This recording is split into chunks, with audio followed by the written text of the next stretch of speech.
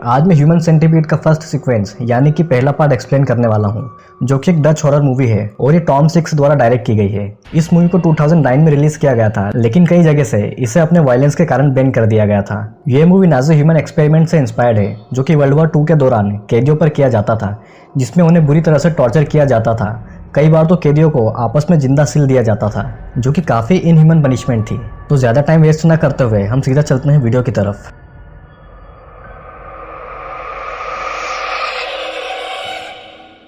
शुरुआत में हम देखते हैं कि एक आदमी जिसका नाम प्रोफेसर जोसेफ हाइटर था, वो अपनी सिल्वर मर्सिडीज में बैठकर एक फोटोग्राफ देख रहा था, जिसमें कि 3 रोटवीलर डॉग्स एक सीधी लाइन में एक के पीछे एक खड़े थे। तभी वहां एक ट्रक आकर रुकता है, जिसमें से ट्रक का ड्राइवर बाहर निकलकर जंगल में टॉयलेट के लिए जाता है, जिसकी तरफ प्रोफेसर जोसेफ गन का निशाना लगाता है और ये सीन यहीं पर कट हो जाता है। दूसरे सीन में हम 2 लड़कियों को देखते हैं, जिनका नाम जेनी और लिंडसी था। वैसे तो ये दोनों अमेरिकन थी, लेकिन जर्मनी में घूमने के लिए आई हुई थी। ये दोनों पार्टी करने क्लब में जाने वाले थे, जिसकी लोकेशन लिंडसी किसी से कॉल पर ले रही थी, क्योंकि वे सिर्फ टूरिस्ट थी और जर्मनी का उन्हें कोई आइडिया नहीं था। रात होते ही वो दोनों रेंट पर ली हुई कार से पार्टी वाली जगह के लिए निकल जाती है, जहाँ की एग्जैक्ट लोकेशन उन्हें नहीं पता थी। और होता यह है कि बीच जंगल में वो दोनों बहुत आगे निकल जाते हैं और कहीं खो जाते हैं। जेनी गाड़ी को यूटर्न लेती है कि तभी गाड़ी का टायर पंक्चर हो जाता है और दोनों प्रॉब्लम में फंस जाती है। वो कार सर्विस वालों को कॉल करते हैं, लेकिन जंगली इलाका होने के कारण उनके फोन में नेटवर्क नहीं आ रहा था और वे दोनों एक सुनसान हाईवे में फंस जाते हैं, जिसके आसपास सिर्फ जंगल था। वो दोनों डिसाइड करते हैं कि कार में ही रहकर हाईवे से निकलने वाले लोगों से मदद लेंगे, और हम देखते हैं कि कुछ ही समय में वहां नजदीक से कार निकलती है, जिससे कि वो मदद मांगते हैं। लेकिन कार में बैठा हुआ भद्दा सा बूढ़ा आदमी उन्हें अकेला देखकर गंदे गंदे इशारे करता है, जिससे कि वो डर जाती है और कार को अंदर से लॉक कर लेती है। उस कार के जाने के बाद वो दोनों आसपास कोई घर ढूंढती है, जहां से वो फोन करके मदद के लिए किसी को बुला ले। रात काफी हो चुकी थी और वो जंगल में चल पड़ती है। वहां उन्हें एक घर से आती रोशनी दिखती है, जिसे देखकर वो उस घर की ओर चल देती है कि तभी अचानक वहां तेज बारिश होने लगती है और उनके उस घर पहुंचने तक वो दोनों पूरी तरीके से भीग चुकी थी। वो दोनों उस घर के दरवाजे पर नॉक करते हैं और हम देखते हैं कि अंदर से वही प्रोफेसर जोसेफ दरवाजा खोलता है। जेनी और लिंडसी अपनी प्रॉब्लम प्रोफेसर जोसेफ को बताती है और वो उससे इमरजेंसी कार सर्विस वालों को फोन करने को कहती है, जिससे कि वो वापस अपने होटल जा सके। प्रोफेसर दोनों लड़कियों को अकेला देखकर अंदर बुला लेता है।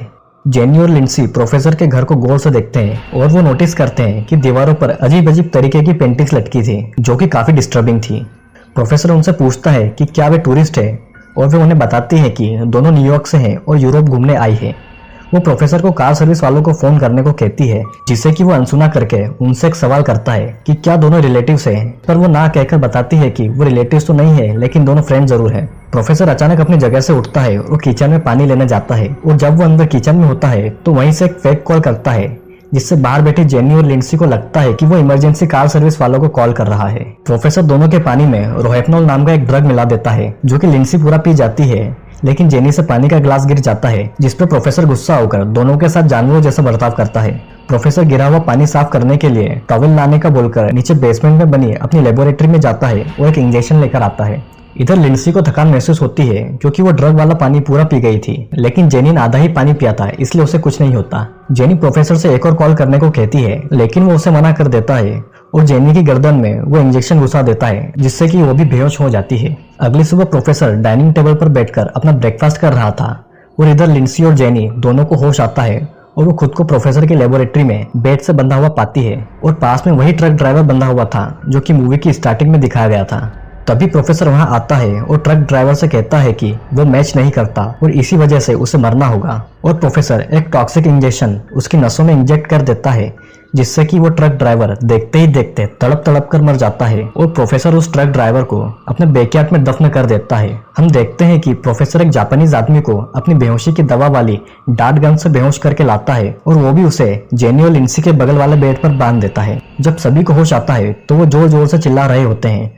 उन्हें यह भी नहीं पता था कि आखिरकार प्रोफेसर उनके साथ क्या करने वाला है, लेकिन जल्दी प्रोफेसर उनका एक कंफ्यूजन खुद ही दूर कर देता है। वो अपने आप को डॉक्टर जोसेफ हाइटर नाम से इंट्रोड्यूस करता है और वो उन्हें बताता है कि वो एक रिटायर्ड सर्जन है, जो कि साइमस ट्विंस यानी कि जन्म से जुड़े हुए बच्चों को अलग करने के लिए जाना जाता था।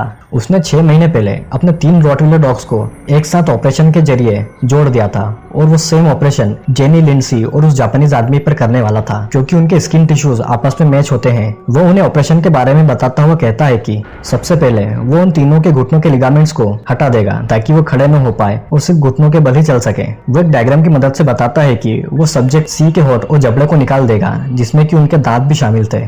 वो सब्जेक्ट बी के होठ को ए के एनस से जोड़ देगा और सी के होठ को बी के एनस से। वो उनके हिप की स्किन उधेड़कर उनके चेहरे की चमड़ी निकालकर हिप की स्किन को उनके चेहरे से जोड़ेगा, जिससे कि वो उन तीनों सब्जेक्ट को जोड़कर एक साइमस ट्रिपलेट बनाएगा, जो कि डायग्राम में बने फिगर के अनुसार होगा। सब्जेक्ट ए जब अपना खाना खाएगा तो खाना उसके पेट से होकर जब वेस्ट मटेरियल के रूप से निकलेगा और उसके एनस से सीधा सब्जेक्ट बी के मुंह में और उससे होकर सब्जेक्ट सी के एनस से पूरा वेस्ट बाहर आएगा, जो कि काफी घिनौना था। और इस प्रकार तैयार होगा डॉक्टर जोसेफ का ह्यूमन सेंटीपीड का first sequence. Doctor Joseph Japanese आदमी को एनेस्थेसिया दे देता है, जिससे कि वो बेहोश हो जाता है और डॉक्टर जेनी की तरफ आता है, जो कि जोर जोर से चिल्ला रही थी।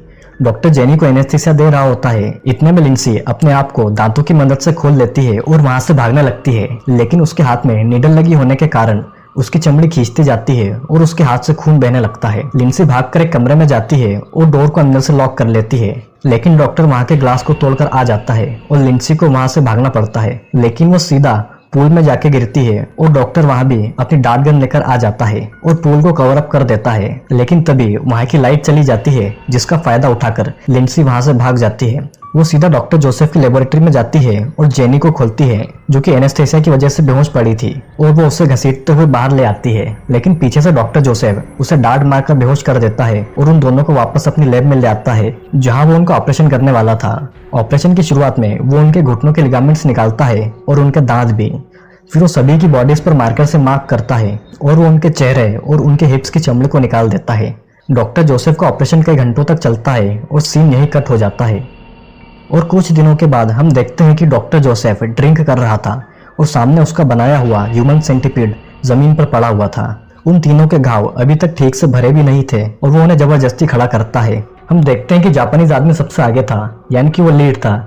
लिंडसी बीच में थी और जेनी सबसे आखिरी में थी, यानी कि वो सेंटीपीड की टेल थी। डॉक्टर जोसेफ उन्हें घुटनों के बल खड़ा करके उनकी फोटो ले रहा था, जिससे कि उन्हें काफी दर्द महसूस हो रहा था। वो सभी को आईने में अपनी परछाई दिखाता है और अपनी इस हालत को देखकर तीनों सिर्फ रोए जा रहे थे। डॉक्टर जोसेफ उन्हें पिंजरे में बंद रखता था और पालतू जानवर जैसा बर्ताव करता था। ऐसा कई दिनों तक चलता रहा। वो उस जापानीज आदमी को खाना भी कुत्ते की तरह ही देता था। जब उस जापानीज आदमी ने इस चीज का विरोध किया तो डॉक्टर जोसेफ उसका जबड़ा तोड़ देता है और सीन यहीं कट हो जाता है। अगले सीन में हम देखते हैं कि डॉक्टर जोसेफ उनके साथ जानवरों जैसा व्यवहार कर रहा है कि तभी जापानीज आदमी को टॉयलेट जाना पड़ता है और उसका सारा वेस्ट यानी कि मल सीधा लिंडसी के मुंह में जाता है और लिंडसी को न चाहकर भी जापानीज आदमी का वेस्ट निकलना पड़ता है, जो कि काफी घिनौना था। एक दिन जब डॉक्टर तीनों की बॉडी का मेडिकल चेकअप करता है तो उसे पता चलता है कि जापानीज आदमी तो ठीक है, लेकिन लिंडसी को कॉन्स्टिपेशन है। जापानीज आदमी का वेस्ट वो डाइजेस्ट नहीं कर पा रही थी और जेनी तक कोई भी एनर्जी का सोर्स नहीं पहुंच रहा था। वो काफी दिनों से भूखी थी और उसकी बॉडी कमजोर हो रही थी, जिसके कारण उसके स्कार्स भी नहीं भर पा रहे थे और ऐसा लग रहा था मानो वो मरने वाली है। डॉक्टर जोसेफ उसे रिप्लेस करने का सोच रहा था कि तभी ऊपर दरवाजे की बेल बजती है और दरवाजे पर डिटेक्टिव क्रांस और पुलिस ऑफिसर वॉलर थे। वो लिंडसी और जेनी को ढूंढने आए थे, जो कि कुछ दिनों से गायब थी, और उनकी कार डॉक्टर के घर से कुछ ही दूरी पर मिली थी। डॉक्टर जोसेफ कहता है कि वो अपनी रिसर्च में इतना बिजी रहता है कि बाहर कम ही निकलता है और उसे उन दोनों लड़कियों के बारे में कुछ भी नहीं पता। वो पुलिस ऑफिसर को कुछ पीने के लिए पूछता है, जिस पर पुलिस ऑफिसर उसे कॉफी मांगते हैं, लेकिन डॉक्टर कहता है कि उन्हें यहाँ पर सिर्फ पानी मिलेगा, जिससे कि पुलिस ऑफिसर को उस पर और शक होने लगता है। डॉक्टर जोसेफ किचन से पानी लाता है जिसमें कि वो ड्रग मिलाकर लाया था और पुलिस ऑफिसर डॉक्टर से कहते हैं कि लोगों ने उसके घर से किसी अमेरिकन लड़की की चीखें सुनी है और कई लोगों ने डॉक्टर जोसेफ की मर्सिडीज उस ट्रक के पास देखी थी, जिस ट्रक का ड्राइवर भी कई दिनों से गायब था। डॉक्टर जोसेफ पुलिस वालों पर जोर से चिल्लाता है और उन्हें पानी पीने को कहता है, जिस पर डिटेक्टिव क्रांस पानी का ग्लास फेंक देता है। डॉक्टर जोसेफ फिर से टॉवेल का बहाना बनाकर अपनी लैब से बेहोश कर देने वाला इंजेक्शन लाता है, लेकिन वो पुलिस वालों के सामने एक्सपोज हो जाता है, जिसे कवर करने के लिए डॉक्टर जोसेफ पुलिस ऑफिसर से कहता है कि वो बिना वारंट एक आम आदमी को परेशान नहीं कर सकते, और वो ऑफिसर तुरंत डॉक्टर के खिलाफ वारंट लेने चले जाते हैं। जब डॉक्टर जोसेफ नीचे अपनी लेबोरेटरी में जाता है तो उसे वहां कोई नहीं दिखता, क्योंकि वो तीनों छिप गए थे। और डॉक्टर जोसेफ के अंदर आते ही वो उसके पैर में सर्जिकल नाइफ घुसा देते हैं जिससे डॉक्टर जमीन पर गिर जाता है और जापानीज आदमी डॉक्टर के गले पर जोर से काटता है जिससे कि उस जगह का मांस बाहर आ जाता है और तीनों वहां से भागकर ऊपर जाने की कोशिश करते हैं, लेकिन कमजोरी के कारण वो सीढ़ियों से ऊपर नहीं चढ़ पा रहे थे और सर्जरी वाली जगह से उनका खून बहकर सीढ़ियों पर गिरने लगता है। वो जैसे तैसे ऊपर चढ़ते हैं, लेकिन डॉक्टर जोसेफ उनके पीछे आ जाता है और सीढ़ियों पर पड़ा खून चाटने लगता है। जापानीज आदमी वहां से भागने के लिए डोर का ग्लास तोड़ देता है कि तभी घायल डॉक्टर वहां भी आ जाता है और जापानीज मैन कांच के टुकड़े से अपना गला काट लेता है जिससे कि उसकी मौत हो जाती है। डिटेक्टिव क्रांस और ऑफिसर वॉलर वहां आ जाते हैं और उन्हें वहां कोई नहीं दिखता। डिटेक्टिव नीचे लेबोरेटरी में जाता है और वहां भी उसे कोई नहीं मिलता। इधर पुलिस ऑफिसर को नशा होने लगता है क्योंकि उसने थोड़ा सा पानी पी लिया था। डिटेक्टिव क्रांस के ढूंढने पर उसे जापानीज आदमी और बाकी के 2 लोग भी मिल जाते हैं, लेकिन बहुत ही बुरी हालत में। और जब डिटेक्टिव क्रांस डॉक्टर जोसेफ को पकड़ने जाता है तो वो देखता है कि डॉक्टर जोसेफ पूल के पास बैठा है और ऑफिसर मारा जा चुका है।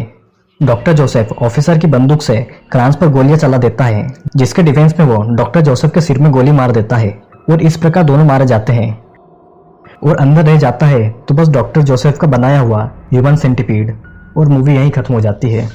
दोस्तों, ये मूवी एक सनकी डॉक्टर के एक घटिया एक्सपेरिमेंट पर बेस्ड है जो कि भगवान के नियमों के खिलाफ एक अलग ही क्रिएचर बनाना चाहता था और अपनी सनक के चलते 3 मासूमों की जिंदगी बर्बाद कर देता है। मूवी के एंड में पुलिस ऑफिसर के साथ डॉक्टर जोसेफ भी मारा जाता है और जापानीज आदमी ने भी आत्महत्या कर ली थी। इधर सेंटीपीड का लीड यानी कि जापानीज आदमी मर चुका था और टेल यानी कि जेनी की हालत भी खराब थी। बची थी तो सिर्फ लिंडसी, वो भी एक ऐसी सिचुएशन में जहां पर मौत भी आरामदायक लगे। तो दोस्तों, ये था ह्यूमन सेंटीपीड पार्ट 1 का एक्सप्लेनेशन। अगर आपको ये वीडियो अच्छा लगा हो तो कमेंट में बताएं कि बाकी के पार्ट्स पर भी वीडियो बनना चाहिए या नहीं, और जल्दी से हमारे चैनल को सब्सक्राइब कर लीजिए क्योंकि और भी वीडियोस आने वाली है।